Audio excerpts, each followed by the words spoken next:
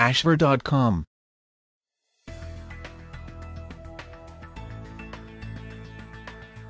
Hello and welcome to ashver.com. You are watching an interesting video on top terrible best of the worst ways to discipline children or behavior of developing children. Please read the disclaimer carefully. Here's a good question for a lot of parents who have children, defiant or not. What are the most effective ways to discipline your children?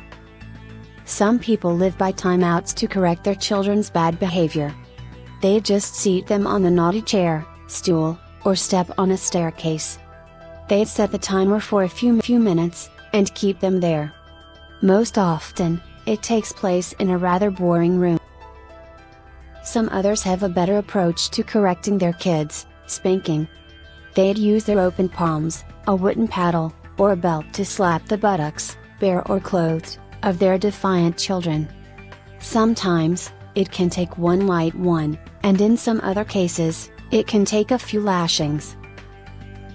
Many experts agree that being slapped on the buttocks by hand, belt, or some piece of wood can encourage violent behavior or cause mental problems later in life. But there are much worse punishments that go beyond being hit by mom or dad. There are much viler punishments that can be easily reported in child abuse cases. What parenting skills mentally scar a lot of kids? What makes them susceptible to post-traumatic stress syndrome or violent behavior? Remember reading Nathaniel Hawthorne's novel, The Scarlet Letter, in high school? Well, imagine modern-day Hester Prynne in jeans and sneakers who hold up or wear versions of their scarlet letters on street curbs. They would be shamed by those who drive or walk by. I'm not saying that they are holding up big A's for adultery. Parents made them hold or wear those that proclaim their offenses. Unfortunately, that thought became manifest via those parents with those kinds of parenting styles. They would write signs that said, "I got caught smoking.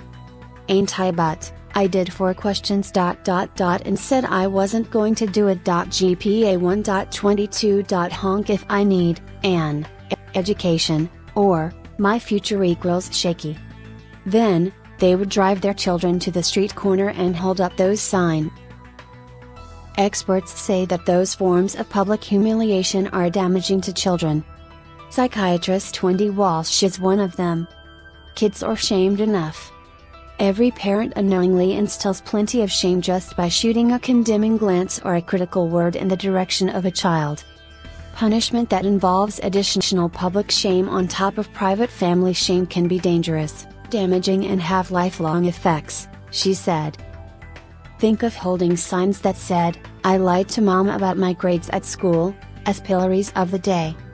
It is sure to damage a child's self-esteem. Hot sauce is meant to be a seasoning or condiment of various foods. Many people spice up their pad thai with sriracha sauce. Some people coat their buffalo wings with a mixture of Tabasco and melted butter to make them delectable. But few people have the gall to use it as a way to effectively punish their children. Southerners have made the practice of putting drops of hot pepper flavored liquid into their mouths or dabbing it on their tongues widespread throughout America. They claim that the practice, called hot saucing, is effective to curb lying, talking back, or saying bad words. Some of them are of the Christian faith, and they believe that a spicy sauce can purge traces of Satan out of them. But putting hot sauce on a child can have negative effects. Many sauces have a lot of capsaicin, which makes chili peppers hot. If regularly done to correct a child, he would suffer from choking due to a swollen tongue and burns in the esophagus. He would be susceptible to allergies as well. Parents can overdo it by having a child eat a plate of food with copious amounts of sauce as punishment. Also, they can do it too much by pouring it into his mouth, and hold it for a long time. In the military, those who resisted military orders because of freedom of thought, conscience, or religion, known as conscientious objectors, would take a cold shower until they give into service.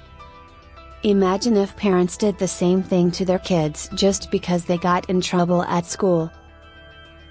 How can showers with cold water be such a bad punishment? Well, children are not developmentally used to colder temperatures in the water. Having them take those showers poses their risks for pneumonia and other ailments. They prefer nice, warm, comforting baths instead.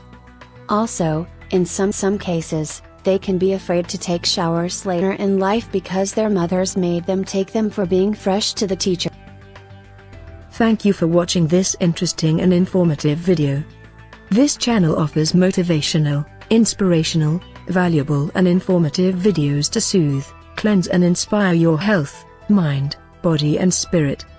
You can find a lot of interesting videos on wide range of topics here. Stay tuned and keep watching.